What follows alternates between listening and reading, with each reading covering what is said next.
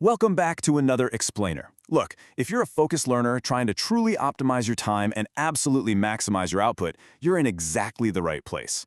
Today, we're zeroing in on a totally fascinating strategy for academic success. But before we get into the nuts and bolts of it, let's just acknowledge a universal truth. We all know that absolute, almost physical struggle of study inertia.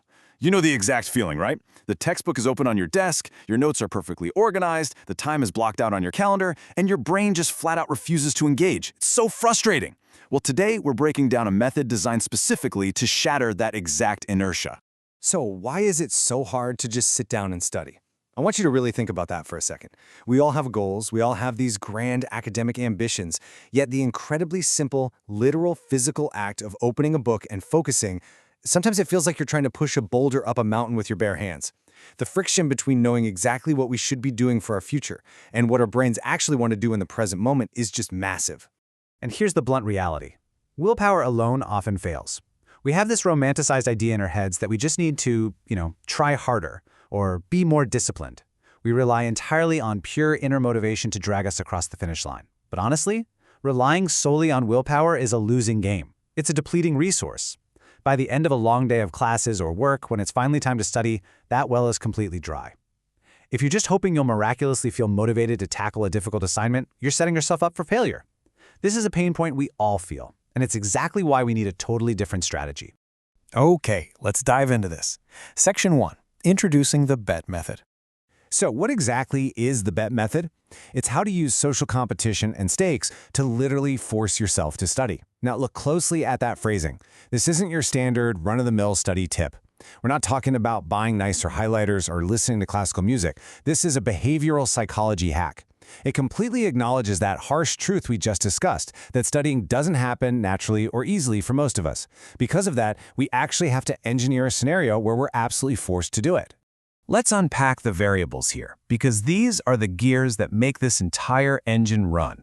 We've got 3 core elements: social competition, high stakes, and forced action. What we're doing here is taking the heavy pressure of academic success, pulling it out of your mind, where it relies on that weak willpower, and putting it on the outside. We're actively leveraging external pressures. When you combine social competition with high stakes, the natural byproduct is forced action. You simply don't have a choice in the matter anymore.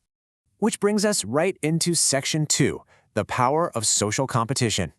And this brilliantly illustrates the exact contrast we're talking about, studying solo versus social competition. Usually when we think about studying, we picture a highly solitary activity. Just you, alone in a quiet room, relying on that completely unreliable inner drive. It's isolated, it's quiet, and as we established, it doesn't really work. But the second you bring someone else into your academic process, you instantly change the atmosphere. You introduce this engaging, active pressure. You're no longer just quietly letting yourself down if you close the textbook and watch TV. Suddenly, there's someone else involved. Someone else is watching, and they're actively engaged in the challenge with you.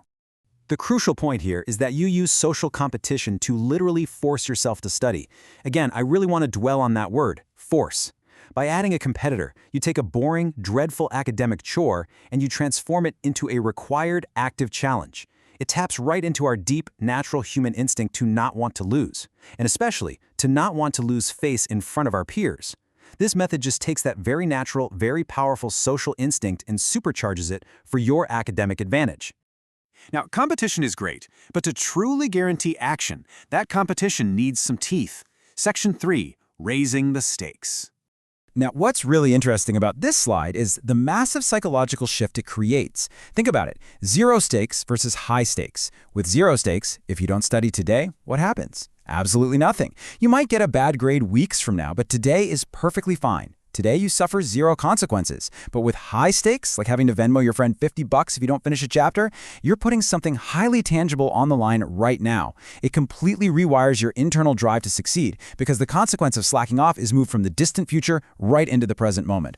By leveraging these stakes for academic success, you are intentionally creating a scenario where the cost of not studying becomes way more painful than the friction of actually doing the work. That resistance you feel towards studying gets absolutely crushed by the external pressure of the wager you've created. You've brilliantly boxed yourself into a corner where doing the right thing for your academic future is literally the only logical way out. Let's look at how we can actually do this. Section 4. Applying the BET method. Here is your actionable 3-step game plan. Step 1, find a competitor. Look around your class for a peer with similar goals. Step 2, set the stakes. Make it sting a little bit. Create that immediate external pressure. And finally, step 3, force yourself to study. Lock the bet in, step back, and just let that engineered social pressure drive you straight to your desk to get the work done. Which brings us to our final provocative thought to leave you with for today's explainer. What are you willing to wager on your next AP? I want you to seriously think about that. If willpower alone has failed you in the past, what specific external pressure do you need to construct for yourself today? You now have the complete blueprint to conquer your study inertia. Take this method, apply those stakes, embrace the competition, and engineer your own academic success. Thank you so much for joining me today. Stay focused, and I'll catch you next time.